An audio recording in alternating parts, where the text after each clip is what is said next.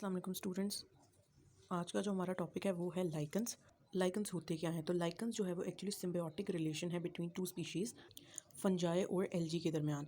अच्छा, symbiotic association क्या होती है? ऐसी एसोसिएशन या ऐसा रिलेशन जिसमें दोनों बेनिफिट लें एक दूसरे से, यानी कि सिर्फ एक स्पीशी को नहीं, दोनों को ही बेनिफिट हो रहा हो एक दूसरे से।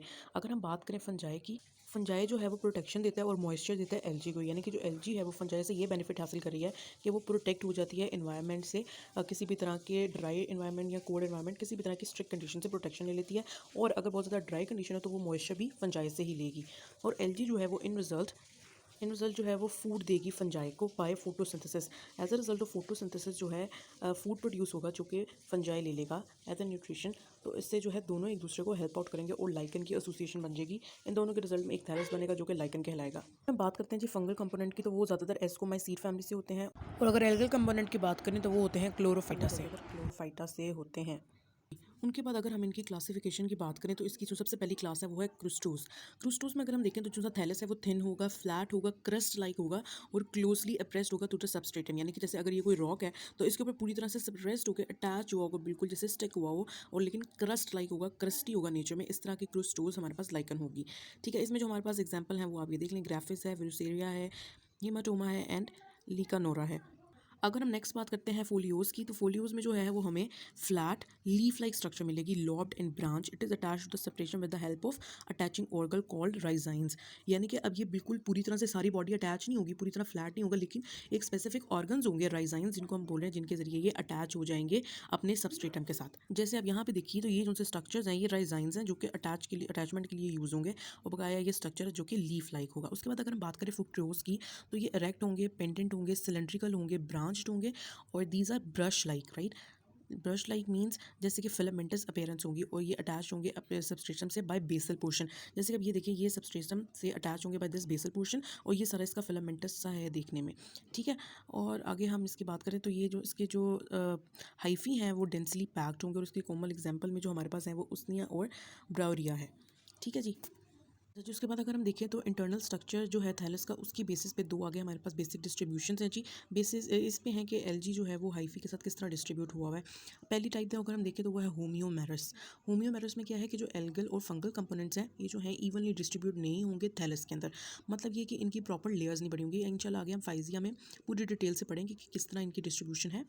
अभी आप ये याद रखिए कि जो इनके एल्गल और फंगल कंपोनेंट्स हैं ये प्रॉपर लेयर्स में नहीं होंगे, बिल्कुल अनइवनली डिस्ट्रीब्यूट होंगे पूरे थैलस में। ठीक है, इसकी एग्जांपल जो है वो कोलेमा मिलती है हमें। उसके बाद अगर हम बात करते हैं तो वो है हेट्रोमेरस। हेट्रोमेरस में क्या होता है कि जो उनसे एल्गल सेल्स है ना वो एक स्पेसिफिक लेयर में ही होते हैं।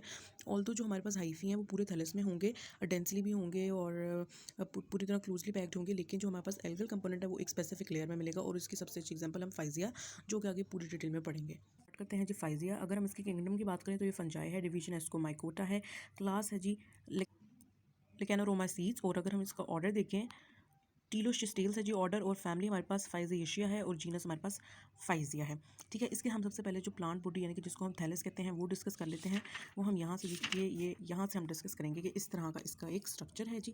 ये आप गौर से देखिए, ये इसका अपर कोर्टेक्स है, ये इसकी एल्गल लेयर है जो मैंने बात पीछे आपको बताई थी हेट्रोमेरस में, ये वो वाली बात है हम यहाँ पे एक्सप्लेन करेंगे। ये मेड्यूला कहलाता है, और ये लोअर कोर्टेक्स। अब हम देख लेते हैं कि इसकी स्ट्रक्चर है किस तरह से।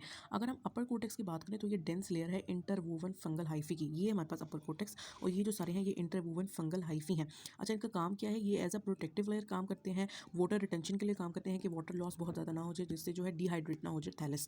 ठीक है जी, आगे हम बात करते हैं तो ये हमारे पास एल्गल लेयर है। अब यही बात जो मैंने आपको समझानी थी हेट्रोमेरस की वो यही है कि ये देखिए ये एल्गल कंपोनेंट्स हैं, ये जो हमारे पास राउंडेड स्ट्रक्चर्स हैं ये एल्गल हैं, और ये जो हमारे पास लाइन्स हैं ये हाइफी हैं फंगस की। ठीक है, ये फंगस होगी और ये एल्गी होगी, और ये वाला जो सा पार्ट है यही मेन लाइकन होगा।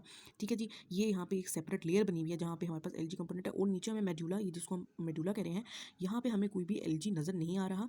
तो ये जो सी लेयर में डिफरेंस हो गया कि ये वाली जो लेयर है सिर्फ यहाँ पे एलजी मिलेगी, इसको ये हम होमोमेरस अरेंजमेंट कहेंगे। उसके बाद हम बात करते हैं कि एल्गल लेयर का काम क्या होता है। एल्गल लेयर दरअसल फोटोसिंथेटिक होती है, जैसे हमने पहले भी बात की, तो ये फूड प्रोवाइड करेगी फंजाई को। यहाँ से जो ये हाइफी है यही यहाँ से डायरेक्ट न्यूट्रिशन ले लेंगे।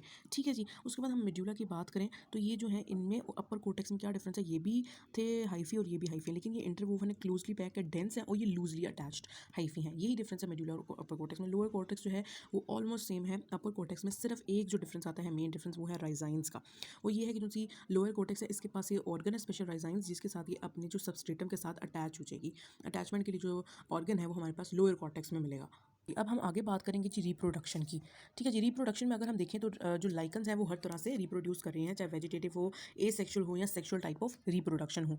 ठीक है, वेजिटेटिव मेथड हम सबसे पहले देख लेते हैं फ्रेगमेंटेशन। फ्रेगमेंटेशन सबसे मोस्ट ईजिएस्ट वन जो हमारे पास मेथड है ना इस वेजिटेटिव रिप्रोडक्शन का वो है। हमें पता है कि फ्रेगमेंटेशन में क्या होता है कि अगर आप सिंपल मतलब में समझ लें तो एक फ्रेगमेंट ब्रेक होगा, ठीक है, और एक फ्रेगमेंट जो है वो फिर अपने जहाँ पे उसको प्रॉपर न्यूट्रिशन मिलेगी वहाँ गिरेगा, सॉइल पे गिर जाए या किसी भी सबस्ट्रेटम रॉक पे गिर जाए जहाँ से उसको मॉइस्चर और फूड मिल जाए, वहाँ पे वो ग्रो कर जाएगा। सिंपल फ्रेगमेंटेशन, एक फ्रेगमेंट गिरेगा और ग्रो कर जाएगा। अब हम बात करते हैं इसीडिया की।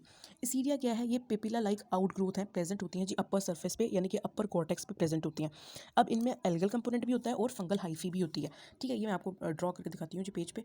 जैसे ये देखिए, ये देखिए, ये सेंटर वाला एलजी हमारे पास कंपोनेंट है और ये जो से हैं ये फंजाई के हाइफी हैं। इस तरह से एक स्ट्रक्चर होगा, आउट ग्रोथ होगी। और एक और जो बहुत इंपॉर्टेंट बात होगी कि ये जो है प्रोटेक्टेड होंगे या सराउंडेड होंगे कॉर्टिकल लेयर से, यानी कि अगर हम इधर देखें तो इनके पास साथ में एक लेयर बनी होगी ऊपर, कॉर्टिकल लेयर, जो कि इनके प्रोटेक्शन के लिए काम करेगी।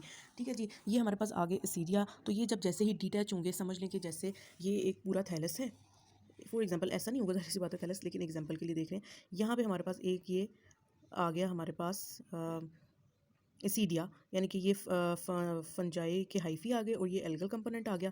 तो ये जो है डिटैच हो जाएगा और जैसे ये गिरेगा किसी मॉइस्चर पे, किसी रॉक पे या किसी सॉइल पे, वहाँ पे जाके ये पूरा न्यू थैलस ग्रो कर लेगा। नीचे हम बात करते हैं सुरीडिया की। सेम है दोनों, एसीडिया और सुरीडिया। डिफरेंस क्या है कि हमने कहा एसीडिया के पास जो है लेयर होती है, कॉर्टेक्स होता है, एक सराउंडेड लेयर होती है जो कि इसको प्रोटेक्ट कर रही होती है, लेकिन सुरीडिया में जो है ये कवर्ड नहीं होते कॉर्टेक्स से। ठीक है, और ये पिस्ट्यूल लाइक एरियाज हैं जिनको हम सुरीडिया बोल रहे हैं। उसके अलावा ये जो है डिस्पर्स हो जाते हैं बाय विंड, एनिमल्स और स्प्लैशिंग रेन ड्रॉप्स। ठीक है, उसके बाद लास्ट में हमारे पास है ब्लिस्टीरिया। ये भी यीस्ट लाइक सेगमेंटेड प्रोपेग्यूल्स होते हैं, यानी कि वही आउटग्रोथ्स होती हैं, यानी जिनको हम लिटिल स्पोर्स बोल रहे हैं वो होते हैं। ये भी जब डिटैच हो जाते हैं, पहले बॉडी के साथ अटैच रहते हैं थैलस के साथ, जैसे ये डिटैच हो जाते हैं तो एक नई थैलस ग्रो कर लेते हैं, इनमें इनके पास कैपेबिलिटी होती है। ठीक है, नेक्स्ट हम बात करते हैं जी सेक्शुअल रिप्रोडक्शन इन फाइजिया। अच्छा जी, सेक्शुअल रिप्रोडक्शन इन फाइजिया की बात करेंगे तो ये सबसे पहले हम फीमेल ऑर्गन के पास आ जाते हैं जिसको हम कार्पोगोनियम या फिर एस्कोगोनियम कहेंगे। ठीक है जी, ये हमारे पास फीमेल स्ट्रक्चर है जी जिसको हम एस्कोगोनियम बोलेंगे या कार्पोगोनियम बोलेंगे। अब ये स्ट्रक्चर किस तरह का होता है? ये इसके अंदर ये एक कोइल्ड एस्कोगोनियम है। हमें पता है एस्कोगोनियम के फ्रूटिंग बॉडी, जिसके अंदर जो हमारे पास फीमेल गेमीट्स प्रेजेंट हो, वो वाली फ्रूटिंग बॉडी, ये एस्कोगोनियम। और ये ऊपर जाते हुए ये जो स्ट्रक्चर है इसको हम ट्राइकोगाइन कहेंगे। ये क्या है जी? रिसेप्टिव स्ट्रक्चर है जी, रिसेप्टिव पोर्शन है जिसने रिसीव करना है मेल गेमीट्स को। अगर हम बात करें ऊपर मेल स्ट्रक्चर की तो इसको हम कहते हैं स्पर्मेंटेंजियम। ठीक है जी। अच्छा, जिस पर मेंटेंजियम जो है ये इस तरह ये एक फ्लास्क शेप बॉडी होती है। अंदर ये जो है ये सारे फर्टाइल हाइफी हैं और इनके टिप्स पे जो है हमारे पास वो मेल गेमीट्स प्रोड्यूस होते हैं। अब ये एक ही थैलस पे ये दोनों स्ट्रक्चर प्रेजेंट होते हैं। अब होता क्या है कि जैसे ही फर्टिलाइजेशन शुरू होती है, ये थैलस से ये वाला स्ट्रक्चर इसके पास मूव करता है, ट्राइकोगाइन के पास। इन दोनों के दरमियान जो लेयर होती है वो डिसॉल्व हो जाती है और जो है मेल गेमीट्स इसके अंदर एंटर हो जाते हैं और फिर हमारे पास एक ओगोनियम बनता है और एज अ रिजल्ट फिर हमारे पास न्यू थैलस बन जाता है और ये हमारे पास सेक्सुअल रिप्रोडक्शन हो जाती है। ठीक है, अब हम लास्ट वन ये सेक्सुअल रिप्रोडक्शन की बात कर लेते हैं। ये हमारे पास अगर ये सेक्सुअल रिप्रोडक्शन की बात करें तो कुनीडिया आपको याद होगा, हमने पेंसिलिया में पढ़ा था कुनीडिया किस तरह बनते हैं। वो हमारे पास चेन्स बनती हैं स्पोर्स की जिनको हम कुनीडिया कहते हैं।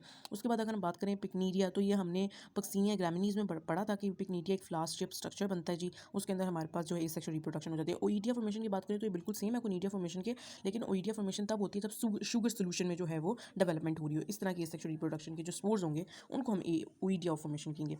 आई होप सो कि आपको क्लियर हो गया होगा लाइकन का फाइजिया। अगर आपका कोई भी क्वेश्चन हो तो आप कमेंट सेक्शन में पूछ सकते हैं। I will try my best to answer your all questions. अल्लाह हाफिज़।